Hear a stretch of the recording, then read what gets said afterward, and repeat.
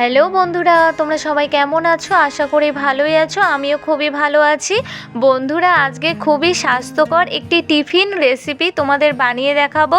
তোমরা সবাই প্রথম থেকে শেষ পর্যন্ত দেখতে থাকো।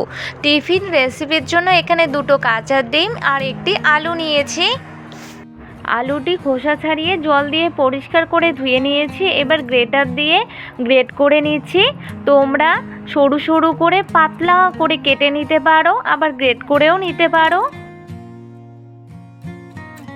আলু গ্রেট করে জল দিয়ে একদম পরিষ্কার করে ধুয়ে নিয়েছি। এরপর এখানে দুটো কাঁচা ডিম দিয়ে দেব। তোমরা এখানে একটি ডিমও দিতে পারো। প্লিজ বন্ধুরা, একদম স্কিপ না করে আমার এই ছোট্ট রেসিপিটি প্রথম থেকে শেষ পর্যন্ত দেখতে থাকো। আর হ্যাঁ, অবশ্যই একটি লাইক ও একটি সুন্দর কমেন্ট করো। আশা করি তোমাদের খুবই ভালো লাগবে। এবার এখানে দিয়ে দেব পরিমাণ মতো লবণ আর দিয়ে দেব সামান্য একটুখানি হলুদ গুঁড়ো। এরপর এখানে হাফ টেবিল চামচ ময়দা দিয়ে দেব। তোমরা হাফ টেবিল চামচ কর্নফ্লাওয়ারও দিতে পারো। এবার সব কিছু খুব ভালো করে নেড়ে মিশিয়ে নিচ্ছি। যারা যারা এখনও পর্যন্ত আমার চ্যানেলটিকে সাবস্ক্রাইব করোনি, চ্যানেলটিকে সাবস্ক্রাইব করে বেল আইকনটি ক্লিক করে পাশে থেকো। সব কিছু খুব ভালো করে মিশিয়ে নেওয়া হয়ে গেছে।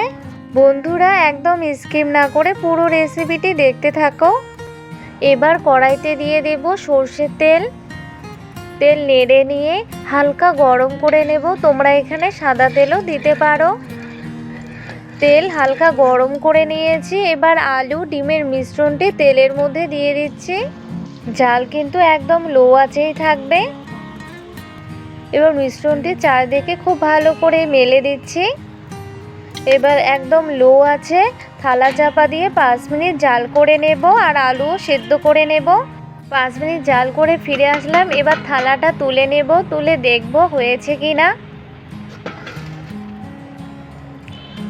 তলটা প্রায় হয়ে গেছে, কিন্তু ওপরটা হালকা হয়ে গেছে। এবার উল্টে দেব। খুবই সাবধানে উল্টে দিতে হবে। আবার থালা চাপা দিয়ে 4 মিনিট মতো জাল করে নেব। আবারও 4 মিনিট জাল করে ফিরে আসলাম। এবার থালা তুলে নিচ্ছি। ডিম আলুর টিফিন বা নাস্তাটা এবার উল্টিয়ে নেব। বন্ধুরা, তোমরা অবশ্যই বাড়িতে একবার এভাবে ট্রাই করো, খেতে কিন্তু অসাধারণ লাগে। ডিম আলুর নাস্তা বা টিফিন একদম রেডি। এবার কেটে নিচ্ছি খুন্তি দিয়ে। এই নাস্তা টিফিন রেসিপি ছোট থেকে বড় সবারই দারুণ লাগবে খেতে।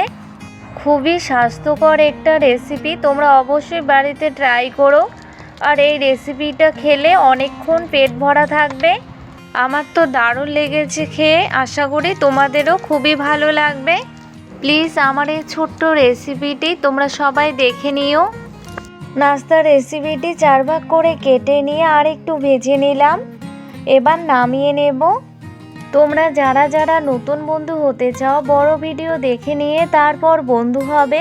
বন্ধু হয়ে কমিউনিটিতে একটি লেটার দিয়ে আসবে। নামিয়ে নিচ্ছি।